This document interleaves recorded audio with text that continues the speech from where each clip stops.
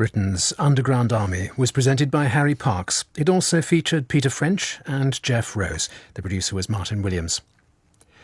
Elgar is very put out in a few moments when he finds himself placed in a catery called Southpaws, while Ed Reardon joins his ex-wife to attend a funeral. Just one of the highlights in Ed Reardon's week. Coming next. I don't think there's ever been a point in the post-war era where planning has been as demoralised, as underfunded and lacking in strategic direction as it is now. The award-winning series File on 4 investigates. The environment here is richer than it was when we purchased in 1980. And I think it will go a long way, this development, to destroying the special character of this place. From the risk to greenbelt land to the fate of care leavers. They leave care without knowing how to cook, how to clean, how to budget, all of those really essential things. File on 4, Tuesday evenings at 8, and then available on the BBC Radio 4 website. Time now for the ups and downs of Ed Reardon's week. And how will Ed cope when he meets up with ex-wife Janet? More to the point, how will their children cope? Let's find out. Ed Reardon's Week by Christopher Douglas and Andrew Nickolds. Episode 3, My Companion. Yes, hello. I was listening to Radio 4 Extra yesterday afternoon at 3 o'clock and then at 11 p.m, finally at 5 a.m. this morning, with, I have to say, mounting disbelief. No, this isn't about the Goon Show again, but you were repeating an adaptation of 2 and 2 equals Death. Now, although I'm not the titular author, that honour actually went to Frank the Undertaker Wilson, celebrity criminal and habitué of chat shows at the time. I don't know what he's doing now. I imagine he's a psychotherapist. They often are. Anyway, the point is, the book, 2 and 2 equals Death, was actually written by Ed Reardon, that's me. And when it was first broadcast in 1982, I was a bit embarrassed by it, So I didn't chase up my royalties with the BBC or with the publisher. Since then, however, my circumstances have changed somewhat. I'm actually living in a phone shop. What? No, it's just someone else who doesn't know his employer's gone bankrupt. You go away in a minute.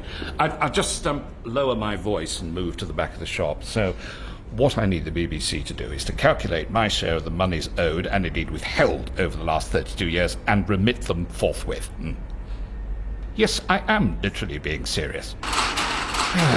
Can you hang on, please? I'd better go and deal with this. Yes, wait a minute. Yes? Oh, hello, it's you. You've got the shutters down again. I know, I'm working. Yes, but the terms of your artistic residence as part of the council's Get Creative initiative require the premises to be visibly occupied and in actual use. But I'm still in my pyjamas. Well, that's fine, as long as you can be seen from the high street. That way we hope to encourage stakeholders to engage with their creativity. Well, I don't know how encouraged these stakeholders would be by my shouting at the BBC's repeat fees department. Sounds like it could be a really interesting literary event. That's what we need to see in here. Writing, discussion, as heated as you like, nothing's off limits, slam poetry. Where does that come in? Thursday morning, so you really would have to be dressed by then. Are you happy with that? Yes, ecstatic. Cool. And keep writing. Where did I put the phone? Hello? Are you no. Gone. It's what Johnny Salamander refers to in the opening scene of 2 and 2 equals Death as a right stitch-up and no error. I'm not sure that Derek Jacobi quite got the subtler nuances of the character, did he, Elgar? Oh, you've got your head caught in the loose cables again. Look, play with the cutout of Lewis Hamilton. Message. Maybe they've seen the error of their ways, unlike Derek Jacobi. Ed, hello, it's me, Janet. Oh, who's dead? Just wondered if you'd seen about Morris. Morris. I'm trying to find out when the funeral is. It's in Northumberland somewhere. I don't know if you were thinking of going. Not really. Well, you've got my number now, so give me a ring or Skype me if you want to. Poor Morris. Awful, isn't it? Bye. Yes, 'tis awful. Most unscrupulous publisher ever to have worn a bow tie and yellow trousers. And it's a not uncluttered field, Elgar. So even less likelihood of getting my 2 and 2 equals Death royalties now. Might as well write off and Death makes 3 as well. Never mind Death in 4 keys. Right, time to turn on the security lights. 7 o'clock, Colonels. Well, wonder if there is a goon show on tonight. Tuesday, or Unlimited Data Roaming Madness Day, as it says on the sign outside the phone shop I call home, or own shop now that the F has fallen off. I wouldn't be acting as an unpaid caretaker were it not for the sharp practice of the late Maurice Garland, publisher of my first 3 novels. Despite being of the generation of writers who were routinely and quite properly overpaid, the young and gullible Ed Reardon never managed to find a place at the trough. In my eagerness to accept any kind of a publishing deal on the promise of glittering prizes to come, I was easy prey to Maurice. Almost as easy as the sundry editorial assistants, the Emmas, Lucys and Carolines who adorned his Bloomsbury offices. Appealing though the prospect was of dancing on his grave, I wasn't minded to part with the price of an advanced super saver so to do. Nevertheless, I felt obliged to do my ex-wife the courtesy of a response via Skype, a first for us, previous communications having been conducted, for example, via angry post-it notes stuck on the fridge or obscene messages in lipstick on the bathroom mirror. Hello, Janet. You're looking very well. Subtext for ancient, but at least breathing and still clean. Dear, I was only trying You to... wouldn't tell someone who's 25 they're looking well, would you? Look, it wasn't my purpose. I just wanted to say, sorry, I won't be coming to Maurice's funeral. It's too far and I'm just too busy. Is that my Hockney print on the wall behind you? Your Hockney? Well, the one I bought when I got the Roland Brack Christmas special. Looks very good there, anyway. Where are you? My little sitting room. I scraped together enough to buy a flat when Tim and I split up. Extremely cosy. Chairs, too. What's that picture behind you? Oh, it's a cardboard cutout of Lewis Hamilton punching the air. Or his teammate, I'm not sure which. You're very welcome to swap it for the Hockney if you're interested. No, thanks. Looks like it's been chewed. That's Elgar, who sends his best, by the way. I've got one of my own now. Fielding. Ah, named after Henry, presumably. No, after Helen. I loved the last Brigit Jones. Pan round and show me the rest of this flat of yours. And Fielding, of course, if she's available. She? Oh, well, the flat's nothing special, as you can see. There's a bit of noise from the betting shop next door, pub over the road, but I'm always asleep before it closes. So. Don't need it. You see, you've got a bottle of that Saint-Emilion on the go. I like that one, too. You have to catch it right, don't you, when it's £7. I went back the other afternoon for a second one and it's shot up to 14 again. Oh, there's Fielding.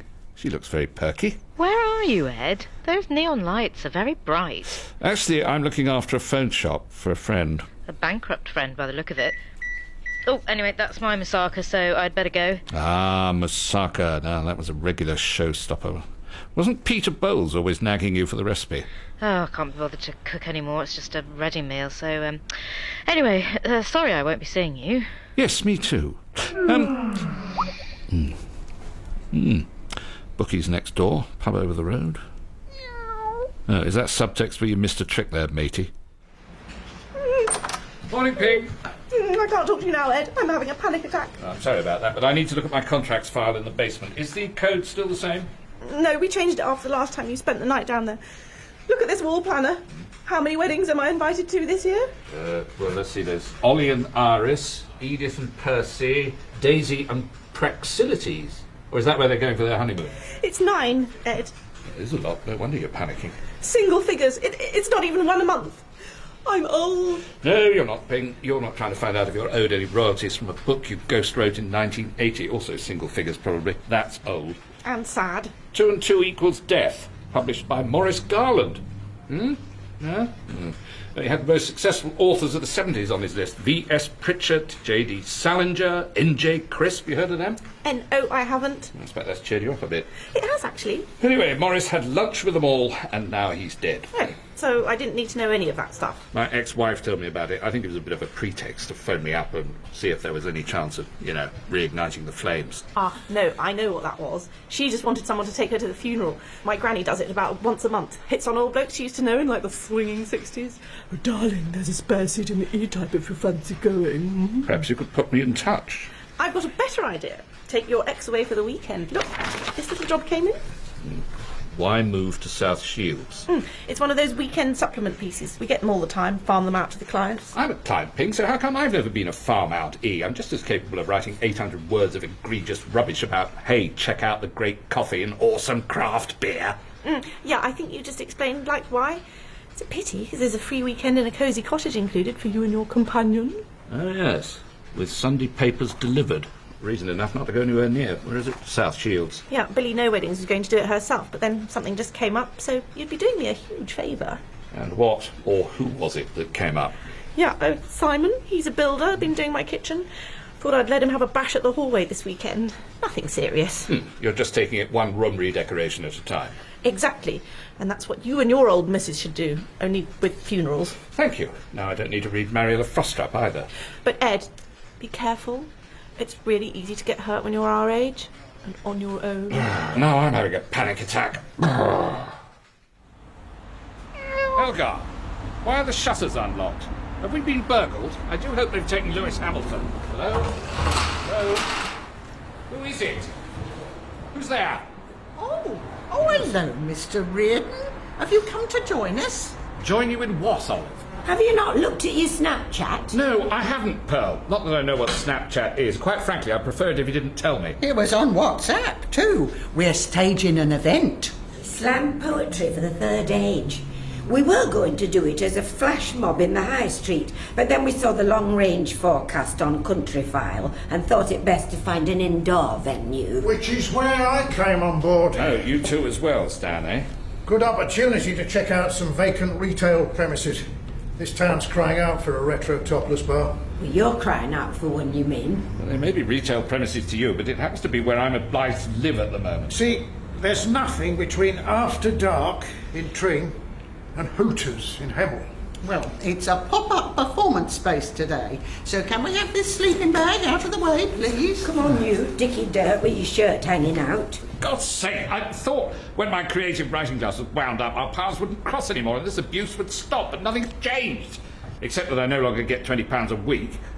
Are those, samosas? They're called love bags, and you can't have one until you've improvised an ode. So it's going back on that foiled tray until we've heard something. Look, can you just please leave? No! This is an official event sanctioned by our partners at the council. And it's for the benefit of the homeless. Well, I'm homeless, so the best way you can benefit me is clear off and leave me in peace. No, we're helping people who are properly homeless through genuine misfortune. Not people who've had every opportunity in life and squandered it and are now looking for handouts. I sense this is somehow directed at me just as of old, am I right? You are. Public school, working at the BBC, living it up. Married to a good woman, big house in London. Lunch with Bert Kwok. Same table as Sally Traffic at the BAFTAs. That's what we have to listen to every week. Thursday night after Thursday night. You can give it, so now you've got to take it. Well, as this is an event, here's my contribution. I'm going to take my clothes off and get into my sleeping bag behind Lewis Hamilton. You can stay or you can go. I really don't give a damn. Oh, that's like a rap. Doesn't rhyme. Oh, let him have a samosa anyway. There's one there the peas have fallen out of. The late Harold Macmillan, when asked what kept him awake at night, is alleged to have replied, "Events, dear boy, events." I imagine what he had in mind was the Aldermaston March or the Cuban Missile Crisis, that level of event, rather than a slam poetry reading or similar pop-up inanities that were threatening to keep me from my sleep, invading the austere comfort of my current diggings. Where the Earl of Stockton and I were in accord was over the need for a comfortable retreat from the cares of state. In his case, Chequers. In mine, my ex-wife's flat next door to the bookies and opposite the pub would do just as well. In order to gratify this distant hope, a reconnaissance mission would be needed, a metaphorical U-2 spy plane dispatched into enemy airspace, though preferably without provoking another 25-year Cold War between us. So I suggested a meeting with Janet on neutral territory at her local Café Rouge. So if we were to go to Morris's funeral together, we could break the journey. At South Shields? Well, yes, but there's an agreeable-looking cottage I have the use of for the weekend. Very good local craft beer, apparently. And they deliver the papers, both days, obviously. How come you're available suddenly? Well, I've managed to change my schedule, shift a few things around. Is that a sleeping bag? Where? Down there, by your feet, in the Sainsbury's bag for life. Oh, yes, it's just in case the Guardian want to send me to Syria or embed me somewhere. Oh, so now you're a war correspondent as well as a travel writer. I'm a freelance, Janet. I go where the stories are, in the tradition of Hemingway and John Pilger. Claire Balding. So you're making ends meet? I scrape a living. Jake said he thought he saw you doing that to car windscreens at the traffic lights, scraping with a bucket and squeegee. When was that? The last time he came to see you. You said you were out researching, but when you came home your trousers were all wet. Well, I didn't want to give Jake and Ellie the idea that I'm a total failure. I have since bought a rather Sparta pair, doing my bit for cancer research in the process. I must say I didn't fancy going to the funeral on my own. Of course, being Morris, I expect there'll be quite a few women going who... Oh, yes, women who look well. Exactly. Television presenters, winners of the Betty Trask Prize, some of the finest Cleopatras of their generation. He did cast his net wide, old Morris. Well, I'm not sure about being your companion at the weekend cottage. Maybe take it one funeral at a time. Absolutely, yes. Awesome local coffee shops notwithstanding. Right, what's going on? Hey! This is a bit of a coincidence. Not really. I posted it on Facebook. Posted what? You wouldn't know that, Dad, as someone who's unfriended the whole world. Look. No, unlike the rest of the population, I really don't hold with staring at one of those eye things in public.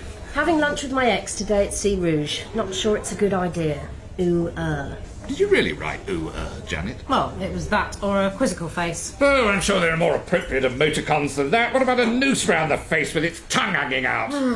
Would you mind keeping your voice down, please, sir? People are trying to tweet. Really? Is there anywhere or anyone or anything not enthralled to social media? What happened to the old-fashioned notion of privacy? Well, the kind of privacy that entitled you to call the 3 murder victims in that thriller you wrote, Jake, Ellie and Janet. Oh, yes. Didn't Janet get her tongue ripped out? Can't remember what happened after that. Johnny Salamander fed it to his dog, but that's not the point. Your ex-mother and I were having a private conversation. About what? You two shouldn't even be together. Oh, shouldn't we? Mum, you are divorced. I've got enough psychological scars already. And so does Jake. He agrees with me. Look at his text. No, I don't want to read that, thank you very much. Or that! Or this! I'll decide who I allow to buy me lunch. You know what it's like when you two start drinking. And I'll decide who I go to a funeral with. At which drink may or may not be taken. You know what? You two need to grow up.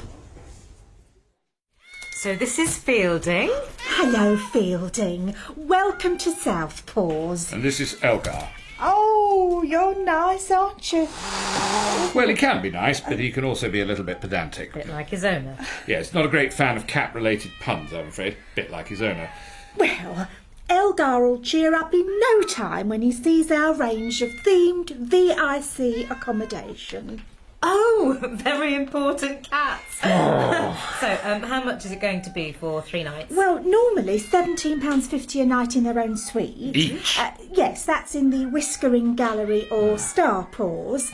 But we do have a special rate for furry friends sharing. £30 for the 2. Ah, well, that sounds more like it. I hesitate to ask, but where is that? Downton Tabby. Even so, I think we'll take that option, won't we, Elgar? You going somewhere nice and romantic for the weekend? A funeral in South Shields. Oh, animal or human? Neither. A publisher. Right. Now, let me show you two to your suite. And mind you behave like a good boy, Elgar, or else you'll be sent to postal, won't you? Just leave it, Ed. My weekend with Janet got off to a not unpromising start, as we both agreed on the Cattery woman's regrettable choice of cat-themed sweater and earrings.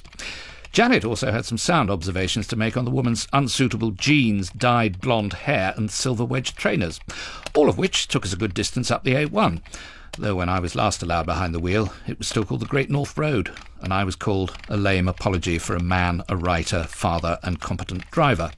Regarding our current significant others, Janet and I found ourselves in agreement over different sorts of cat food and the impossibility of opening so-called pouches.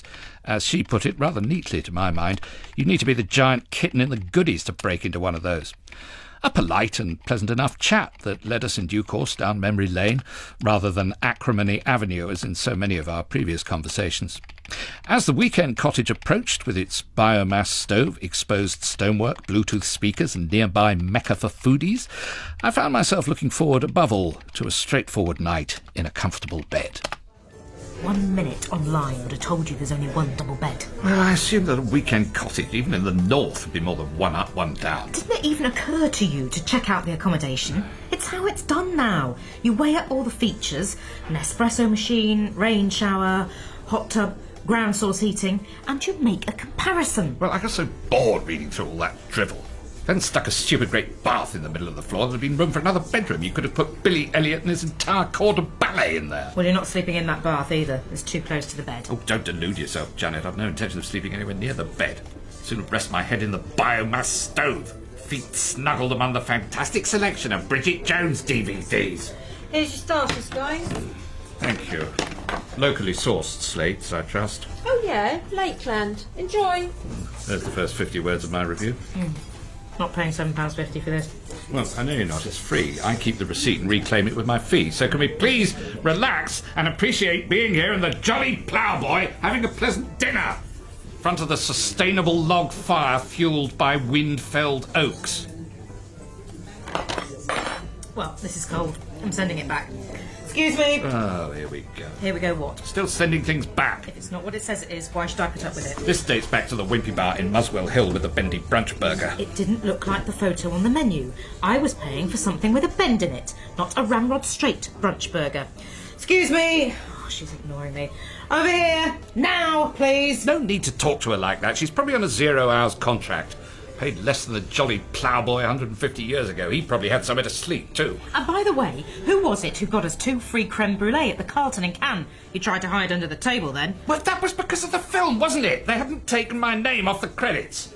Anyway, this review also seems to be writing itself. I chose some most acceptable whitebait. My companion chose to behave like a churlish metropolitan snob. Oh, shut up! Well, sounds like I might not be needed after all. Jake? Jake, there's really no need for this. Well, I'll be the arbiter of that, Dad. Why? Because you work in television? Yes, actually. Look, your mother and I are well past the age when Oh, anything... careful. The sap, such as it was, is no longer rising. In fact, it's travelling in the other direction. Windfelled, as they say around here, and I'm perfectly capable of dealing with your father. Well, he's enticed you up to this cottage for the weekend, hasn't he? We're going to the funeral of a very old friend. Well, I wouldn't go that far. He's a bit of a bastard. He couldn't keep his trousers on. Morris had his good points. He was funny and he paid and... Anyway, we're going to his funeral. Funeral? Don't give me funeral. Our son seems to have turned into Wilfred Pickles, Janet. I don't know if it's the northern air or he's been listening to Have a Go on 4 Extra. And stop trying to be clever, you. Oh, or what? Oh, he'll take his belt to me, father. Oh, aye, him and whose army. Right, bedtime. Mum, get up those weirdly painted stairs this minute. What do you mean Morris paid? What for, exactly? Well, he was generous, that's all. He bought Doris Lessing a new boiler. Put 2 of Doctor Who's assistant sons through Stowe. And funny, you said. He never made me laugh, but then I never saw him without his trousers on. Not like you and the cast of Doctor Who. Oh, don't be ridiculous. Right, both of you, button it. I don't want to hear who shagged who back in 1983 or whenever. The year before you were born, Jake. What prompted you to pluck that date out of the air? Oh, shut up. Right, there's anything to drink in here. What's this? Bottle of craft beer. Complimentary, I'm afraid. Of course, Morris would have paid for it anyway and said something amusing at the same time. Oh, I'm going to count to 3. Ed, do you know why Morris gave you a book deal in the first place? He said he wanted to take a punt on a furious and disturbing new talent. Well, there was a punt involved, followed by a night in his old rooms at Magdalen. Oh, so you managed to get up the stairs then, or did you just do it round by the bins at the back? Ugh. I don't think I've ever had craft beer thrown in my face. Awesome, as I shall say when I file my review. Could I trouble you for another? Here, have the bottle! Thank you. And why don't you chill out with this Bridget Jones DVD? Best! Yes, well, that was the second one, Bridget Jones and the Age of Reason. It wasn't very good by all accounts. Try the first! Oh. Nope, no better. But stop it! You're pathetic! No, actually. Can you do that all again? What?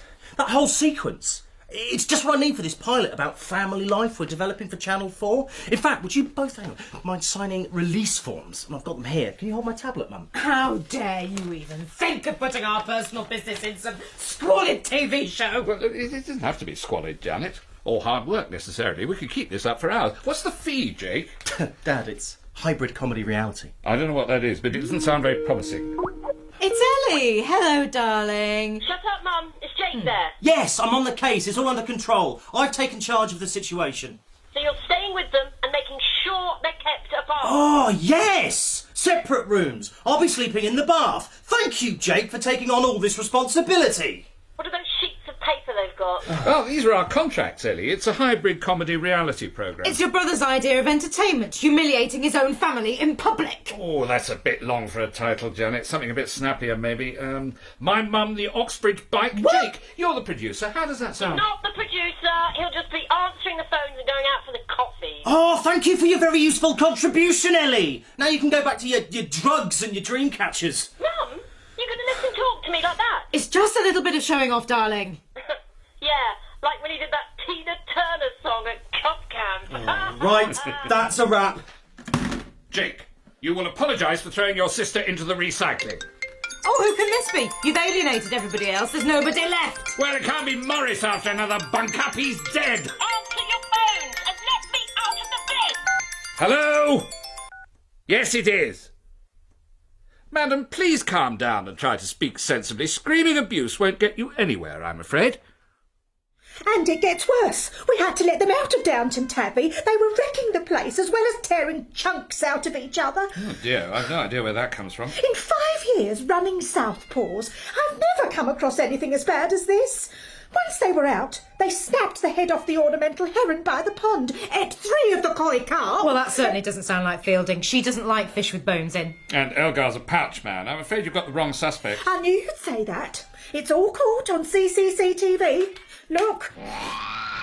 Oh dear. Yes. Right. Yes, all right, we take full responsibility. Where are they now? Locked up in Dartpaw. I don't know why I bothered to ask, really. So, what's the damage? In addition to the heron and the fish, there's recovering the Downton Abbey chaise longue. So that'll be £496. OK, Janet, I'll tell you what, I'll pay for the weekend and you do this, then we're quits. No, you can put it all on your expenses. Well, how can I possibly do that? I don't know, put some of that furious, disturbing talent to use for once. Anyway, there's your invoice. And I hope your funeral was worth all the trouble it's caused. We didn't get that far, unfortunately. We spent the time, how did we spend the time, Janet? Renewing our vows? Exactly. To be strictly accurate, it had been more of an exchange of oaths, but there was the odd vow in there. If you ever phone me again, I swear I'll call the police, being one of Janet's milder resolutions. I may have made a commitment of my own to drink the contents of the eco-toilet rather than spend another minute in her company, but none of this featured in my account of our sojourn in South Shields, with its stunning views, unforgettable breakfasts, sumptuous Sunday papers, etc. Bland, some might say, but I prefer professional. I imagine Mr. and Mrs. Hanif Qureshi, Ian and Victoria Hislop might have to make similar editorial adjustments when their free weekends haven't turned out to be quite as superb as expected. Anyway, it seemed to pass muster in the appropriate quarters. Ed, is travel section-tastic? It makes me want to get on a train and sample those line-caught fish cakes right now. Well, before you do, could we send in an invoice? Yeah, cool, they'll pay $500 for this. £4 left. Well, you've seen how my weekend went. How was yours? You know what, Ed? I never used to understand why you got arsey with me for saying have a great weekend, but I do now. Well, it was partly because you spelled great GR followed by the number 8, but mainly because of your continuing indifference to my humorous retort using the number 9. Yeah, I still don't understand, Ed. Well, anyway, how did it go with Simon, was it, the builder? Yeah, well, I got 3 messages saying he was on his way, then a text on Sunday morning to say he'd gone off to extend another literary agent's kitchen. Oh dear, that's companions for you. Yeah, so Billy No Builder had to come in and work all weekend. But, incoming repeat fee klaxon. For 2 + 2 = death, how much? £10. Plus the 4 left over from the fee. Enough for a bottle of Saint-Emilion. 2 if I'm lucky. Look, why don't I nip round to the supermarket and we'll pretend the great weekend starts here. I'll get the glasses out. Oh, 9! Oh, I get it. Oh, that's quite funny for you, Ed. Thank you, Pig. And did I say how well you're looking?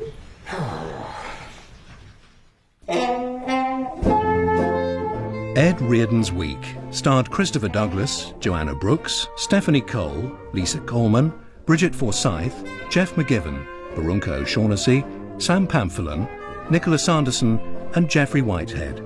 It was written by Christopher Douglas and Andrew Nickolds. The producer was Dawn Ellis. And there's more from Ed next week when he finds himself living life on the ocean wave, or to be more precise, on a canal. The news is next on FM. On Longwave, the headlines are followed by a shipping forecast, and then it's another day on the home front in the Great War. First, news of tonight's front row from John Wilson. Lenny Henry has written a television drama based on his childhood, in which he plays a version of his own father, the one he wishes he'd had in real life. I get to put my arm around myself as a 15-year-old boy. I get to give myself advice which I wish my dad had done. My dad said things like, keep your feet on the ground and turn the TV over. I want to watch the cricket. That was my dad. Never gave me advice and really spoke to me only in hospital near the end of his life. For the last few weeks, he really wanted to talk about everything. And I was like, why didn't you tell me all this stuff before? Lenny Henry talking to me, John Wilson, on Front Row this evening at 7:15.